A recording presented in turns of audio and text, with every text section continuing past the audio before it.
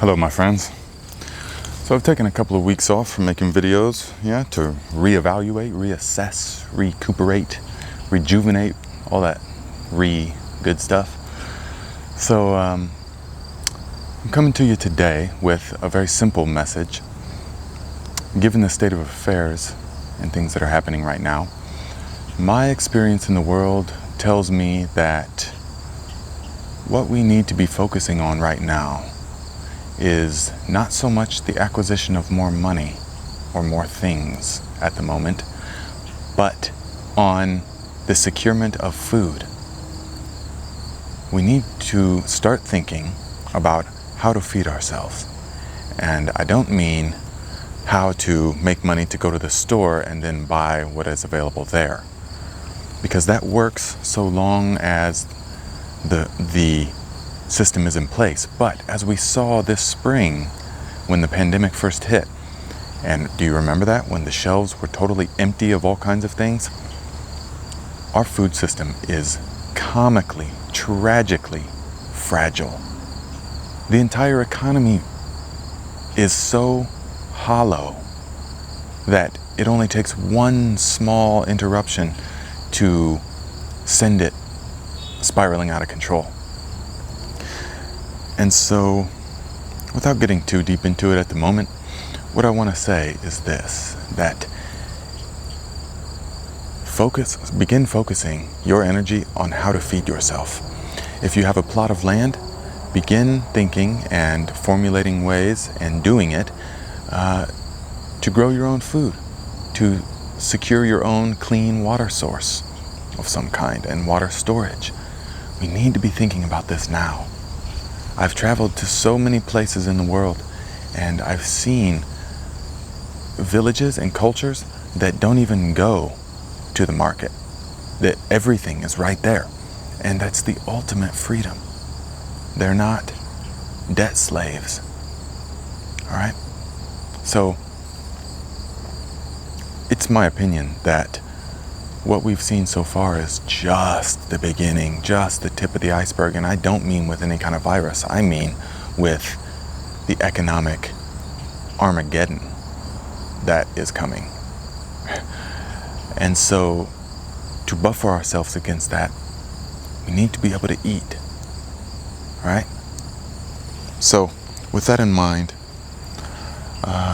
I just want to show you what I've done here. I'm in the heart of the city. I mean, I'm right downtown, and I've got a small area. I had a backyard, and last year I was like, man, I'm done with, I'm done mowing this lawn. It felt stupid, after traveling the world and seeing that we're really the only culture here in America that has big lawns that we just mow.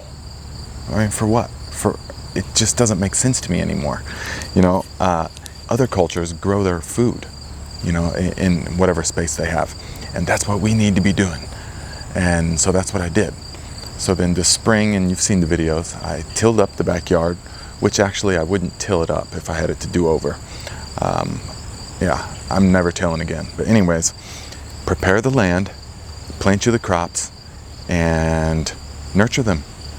I've fed them nothing but, it's beyond organic. It's all totally natural things I've made myself. Compost, and then tea out of the compost. I've mixed it with molasses, yada yada. I buried the fish underneath the tomato plants. Remember that? And I'll show you in a moment how that's doing.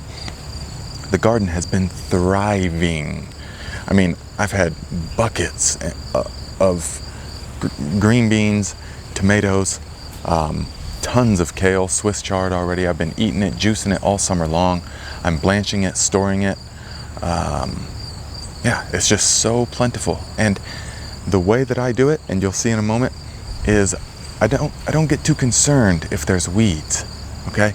You don't got to get hung up that, oh no, I got to pull every weed. You don't have to. That's just a mental picture that you have in your mind of some clean, sterile type garden, which nature never has something that looks like that.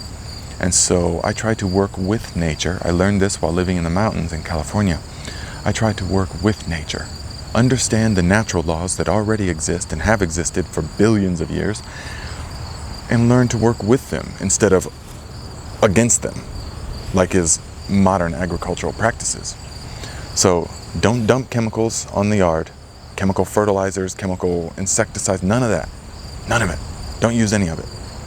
And immediately begin going all natural, beyond organic. Look up Korean natural farming. And that's the way to do it. That's the way all natural cultures do it and have for millennia. Okay? So we're just learning these systems and working with them. So I'll show you around. Okay? The Swiss chard has been yielding tremendous amounts. See, very big, healthy, dark leafy greens. That's one of the first things that you want when you're talking about nourishing yourself. Dark leafy greens. Yeah, you can make all kinds of juices out of them, all kinds of stuff. And you see, I've harvested so much already. But the kale is doing really wonderful. Calendulas, you can make tea for bedtime and for the lungs. Really, really good for that. The peas have, succumbed to the heat, but they were yielding tons. See, even the green beans. Tons of weeds all up in there, but it just doesn't affect them. I feel like it actually makes for stronger plants because they have to compete.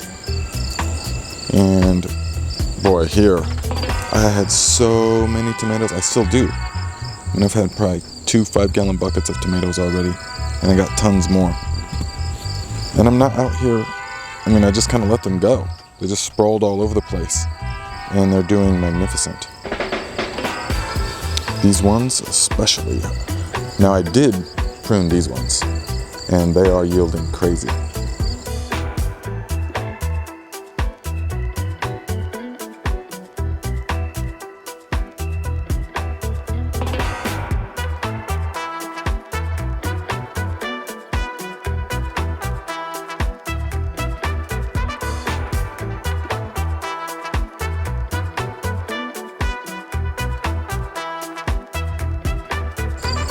See, they've been yielding. I've got most of them off the bottom by now, but yeah, those are the ones I put the fish under. So, and you can just let them go wild too. Just let them go wherever they want. And you don't have to be all tidy with your gardening. It really doesn't do anything more for you. So, yeah. Here it is, and begin growing it, begin harvesting. See, I've already harvested tons of collards and all this whole side, mustard greens, and I've already replanted just yesterday. So we'll see.